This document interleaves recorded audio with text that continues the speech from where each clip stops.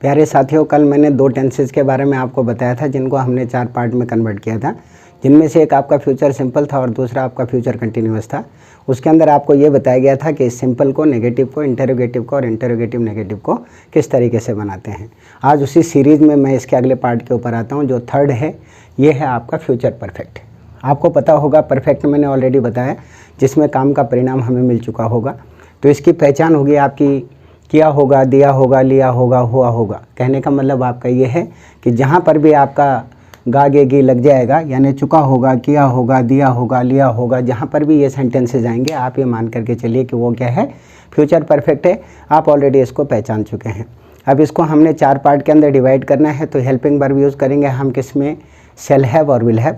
आई और वी के साथ में शैल हैव आएगा, बाकी सबके साथ में विल हैव आएगा और मेन वर्ब के थर्ड फॉर्म का इस्तेमाल करेंगे।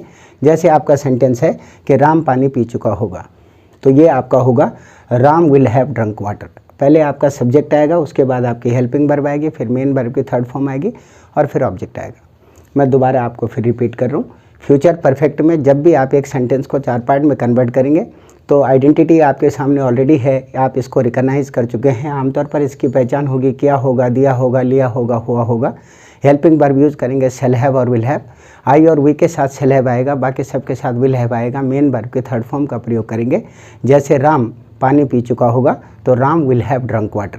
आपका सब्जेक्ट आएगा, आपकी हेल्पिंग वर्ब आएगी, आपकी मेन वर्ब की थर्ड फॉर्म आएगी और आपका ऑब्जेक्ट आएगा।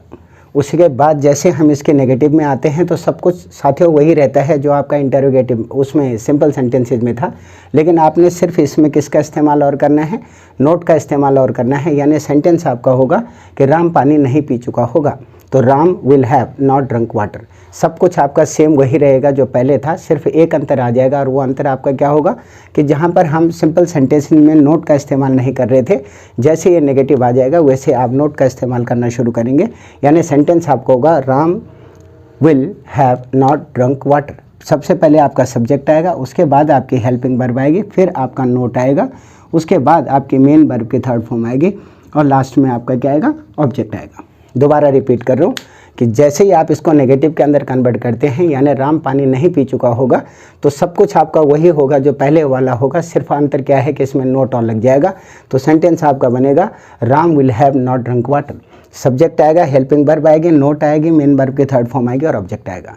जैसे ही आप इसको इंटरोगेटिव के अंदर कन्वर्ट करते हैं, यानी क्या राम पानी पी चुका होगा, हमसे सवाल किया जाता है, तो तब आप क्या करते हैं, सबसे पहले आपकी हेल्पिंग वर्ब आती है फर्स्ट, यानी विल और शैल में से जो भी होगा उसका पहला पार्ट आएगा, उसके बाद आपका सब्जेक्ट आएगा, फिर हेल्पिंग वर्ब सेकंड। इसका मतलब हेल्पिंग वर्ब सेकंड का मतलब मेरा हैव से है, यानी जो हेल्पिंग वर्ब शैल हैव और विल हैव हो रहा है यूज़, उसके अंदर अगर विल आपने पहले लगा दिया तो हैव आप बाद में लगाएंगे और शैल पहले लगा दिया तो हैव बाद में लगाएंगे। तो जहाँ पर हेल्पिंग वर्ब सेकंड का मतलब है the second part of will और शैल। तो इसके अंदर है आपका क्या राम पानी पी चुका होगा, तो ये आपका है will Ram have drunk water. क्या राम पानी पी चुका होगा, तो सबसे पहले आपकी हेल्पिंग वर्ब आएगी फर्स्ट पार्ट, उसके बाद आपका सब्जेक्ट आएगा, फिर हेल्पिंग वर्ब सेकंड होगी, फिर मेन वर्ब की थर्ड फॉर्म होगी और लास्ट में आपका क्या होगा, ऑब्जेक्ट होगा। तो सेंटेंस आपका बनेगा क्या राम पानी पी चुका होगा, तो will Ram have drunk water. इसी को अगर हम लास्ट में बनाएंगे यानी इंटरोगेटिव नेगेटिव में बनाएंगे तो कुछ नहीं करना, सब कुछ वही होगा जो इंटरोगेटिव में था। अंतर सिर्फ क्या करेंगे, नोट का इस्तेमाल और कर लेंगे। जैसे है क्या राम पानी नहीं पी चुका होगा, तो आप ये लिखेंगे will Ram have not drunk water. यानी सबसे पहले आपका क्या आएगा, हेल्पिंग वर्ब आएगी फर्स्ट, उसके बाद सब्जेक्ट आएगा, फिर हेल्पिंग वर्ब सेकंड यानी हैव आएगा, उसके बाद नोट आएगा, उसके बाद मेन वर्ब की थर्ड फॉर्म आएगी और लास्ट में ऑब्जेक्ट आएगा। कोई डाउट है? एक बार दोबारा फिर सुन लीजिए। जब भी हम फ्यूचर परफेक्ट को कन्वर्ट करते हैं 4 पार्ट के अंदर, पहचान होगी चुका होगा, किया होगा, दिया होगा, लिया होगा, हुआ होगा। हेल्पिंग वर्ब यूज़ करेंगे शैल हैव और विल हैव। आई और वी के साथ शैल हैव लगेगा, बाकी सबके साथ विल हैव लगेगा। मेन वर्ब के थर्ड फॉर्म का इस्तेमाल करेंगे। जैसे राम पानी पी चुका होगा तो Ram will have drunk water. Ram पानी नहीं पी चुका होगा, Ram will have not drunk water. क्या राम पानी पी चुका होगा, will Ram have drunk water. और क्या राम पानी नहीं पी चुका होगा, will Ram have not drunk water. कोई कन्फ्यूजन हो तो आप दोबारा फिर मेरे से पूछ सकते हैं। अब इसका मैं लास्ट पार्ट आपको करवा रहा हूँ, फ्यूचर परफेक्ट कंटिन्यूअस का। साथियों ये आपका लास्ट पार्ट है, ये टेंस का भी लास्ट पार्ट है और जो आपके 4 सेंटेंसेज हैं उनका भी लास्ट पार्ट है। ये है आपका फ्यूचर परफेक्ट कंटिन्यूअस। आप ऑलरेडी जानते हैं कि इसमें जो काम पहले शुरू हुआ होगा और अभी भी चल रहा होगा वो इसके अंडर में आएगा। हेल्पिंग वर्ब यूज़ करेंगे इसके अंदर शैल हैव बीन और विल हैव बीन। आई और वी से अगर आपका सेंटेंस है तो शैल हैव बीन का प्रयोग करेंगे, और बाकी किसी से भी है तो विल हैव बीन का प्रयोग करेंगे। मेन वर्ब के फर्स्ट फॉर्म के साथ में ING आएगा। पॉइंट ऑफ टाइम के लिए आप सिंस लगाएंगे और पीरियड ऑफ टाइम के लिए फॉर लगाएंगे। आप अच्छी तरह से जानते हैं कि पॉइंट ऑफ टाइम क्या है और पीरियड ऑफ टाइम क्या है। एक साधारण वाक्य आपके सामने दे रखा है कि राम सुबह से क्रिकेट खेल रहा होगा। ये सिंपल सेंटेंस है। इसको जब हम कन्वर्ट करते हैं तो ये आपका होगा Ram will have been playing cricket since morning, यानी राम सुबह से क्रिकेट खेल रहा होगा। इसी को अगर नेगेटिव में बना देंगे कि राम सुबह से क्रिकेट नहीं खेल रहा होगा तो सब कुछ वही रहेगा, नोट और इंक्लूड हो जाएगा। ये आपका होगा Ram will have been not playing cricket since morning. दोबारा रिपीट कर रहा हूँ, फ्यूचर सिंपल के अंदर है कि राम सुबह से क्रिकेट खेल रहा होगा, तो आप इसको लिखेंगे Ram will have been playing cricket since morning. जैसे आप नेगेटिव में आ जाते हैं नोट लग जाएगा, राम सुबह से क्रिकेट नहीं खेल रहा होगा, Ram will have been not playing cricket since morning. और यही अगर आपका इंटरोगेटिव हुआ तो इसके अंदर आप क्या करेंगे कि हेल्पिंग वर्ब आपके पहले आ जाएगी, फर्स्ट पार्ट हैव बीन आपका बाद में आ जाएगा। जैसे आपका है कि क्या राम सुबह से क्रिकेट खेल रहा होगा, तो यह आपका होगा will Ram have been playing cricket since morning. क्या राम सुबह से क्रिकेट खेल रहा होगा। दोबारा फिर रिपीट कर रहा हूँ साथियों, क्या राम सुबह से क्रिकेट खेल रहा होगा, तो सबसे पहले आपका हेल्पिंग वर्ब का फर्स्ट पार्ट आएगा, फिर आपका सब्जेक्ट आएगा, फिर हेल्पिंग वर्ब का सेकंड पार्ट आएगा, उसके बाद फर्स्ट फॉर्म के साथ ING आएगा, फिर आपका ऑब्जेक्ट आएगा, उसके बाद सिंस या फॉर में से जो उचित होगा वो आएगा और लास्ट में टाइम आएगा। तो सेंटेंस आपका बनेगा will Ram have been playing cricket since morning. और यही अगर आपका क्या होगा इंटरोगेटिव नेगेटिव होगा तो सब कुछ इंटरोगेटिव वाला होगा। अंतर सिर्फ इतना है कि नोट और इंक्लूड कर देंगे। ये आपका होगा क्या राम सुबह से क्रिकेट नहीं खेल रहा होगा, तो आप ये लिखेंगे will Ram have been not playing cricket since morning. यानी सबसे पहले आपका हेल्पिंग वर्ब का फर्स्ट पार्ट आएगा, फिर आपका सब्जेक्ट आएगा, फिर हेल्पिंग वर्ब का सेकंड पार्ट आएगा, उसके बाद नोट आएगा, फिर फर्स्ट फॉर्म के साथ ING आएगा, फिर आपका ऑब्जेक्ट आएगा, फिर सिंस या फॉर उनमें से जो भी उचित होगा वो आएगा और लास्ट में टाइम आएगा। दोबारा मैं ये चारों सेंटेंस आपके सामने फिर रिपीट कर रहा हूँ। जब भी आप फ्यूचर परफेक्ट कंटिन्यूअस को कन्वर्ट करते हैं चार पार्ट में, यानी सिंपल में, नेगेटिव में, इंटरोगेटिव में और इंटरोगेटिव नेगेटिव में, तो आपको पता ही है कि हेल्पिंग वर्ब के अंदर फेरबदल आ जाता है, बाकी पूरा फॉर्मेट आपका सेम रहता है। जैसे आपका है कि राम सुबह से क्रिकेट खेल रहा होगा, तो Ram will have been playing cricket since morning. Ram सुबह से क्रिकेट नहीं खेल रहा होगा, Ram will have been not playing cricket since morning. अगला है क्या राम सुबह से क्रिकेट खेल रहा होगा, तो will Ram have been playing cricket since morning. और अगर होगा कि क्या राम सुबह से क्रिकेट नहीं खेल रहा होगा, तो will Ram have been not playing cricket since morning. तो आपने क्या करना है, पूरा का पूरा फॉर्मेट आपका सेम रहना है, उसमें किसी प्रकार का कोई चेंज नहीं आना। यानी कहने का मतलब है कि सिंपल में सिंपल का रूल लगेगा, इंटरोगेटिव में इंटरोगेटिव का, इंटरोगेटिव नेगेटिव में इंटरोगेटिव नेगेटिव का और नेगेटिव में नेगेटिव का। कहने का मतलब मेरा आपका सिंपल सा ये है कि जो पहला आपका सेंटेंस है वो आपका सिंपल है, जो दूसरा है वो आपका नेगेटिव है, जो तीसरा है वो आपका इंटरोगेटिव है और जो चौथा है वो इंटरोगेटिव नेगेटिव है। तो आपने क्या करना है, सिर्फ हेल्पिंग वर्ब चेंज होंगे और मैंने हर एक की स्टेटमेंट आपको दे रखी है। सिंपल में सब्जेक्ट आएगा, हेल्पिंग वर्ब आएगी, मेन वर्ब के फर्स्ट फॉर्म के साथ ING आएगा, ऑब्जेक्ट आएगा, सिंस आएगा या फॉर आएगा और लास्ट में टाइम आएगा। नेगेटिव के अंदर सब कुछ वही होगा, बस नोट और इंक्लूड कर देंगे। यानी आपका सब्जेक्ट आएगा, हेल्पिंग वर्ब आएगी, आपका नोट आएगा, मेन वर्ब के फर्स्ट फॉर्म के साथ ING आएगा, उसके बाद ऑब्जेक्ट आएगा, फिर सिंस या फॉर में से जो उचित होगा वो आएगा और लास्ट में टाइम आएगा। इंटरोगेटिव में सबसे पहले हेल्पिंग वर्ब का फर्स्ट पार्ट आएगा, उसके बाद आपका सब्जेक्ट आएगा, फिर आपकी हेल्पिंग वर्ब का सेकंड पार्ट आएगा, फिर फर्स्ट फॉर्म के साथ में ING आएगा मेन वर्ब के, उसके बाद आपका ऑब्जेक्ट आएगा, फिर सिंस या फॉर में से जो उचित होगा वो आएगा और लास्ट में टाइम आएगा। और इंटरोगेटिव नेगेटिव में सब कुछ इंटरोगेटिव वाला ही होगा, अंतर इतना है कि नोट और जुड़ जाएगा।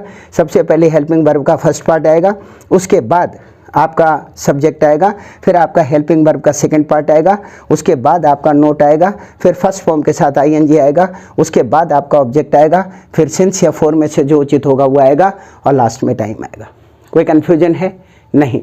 मैं आपसे एक बार फिर दोबारा रिपीट करना चाहता हूँ कि अगर आपने टेंस के ऊपर अपनी पकड़ बनानी है, टेंस को अगर आपने समझना है, तो आप सिर्फ और सिर्फ एक छोटा सा काम कीजिए कि 12 सेंटेंसेस को रोज़ बना लीजिए।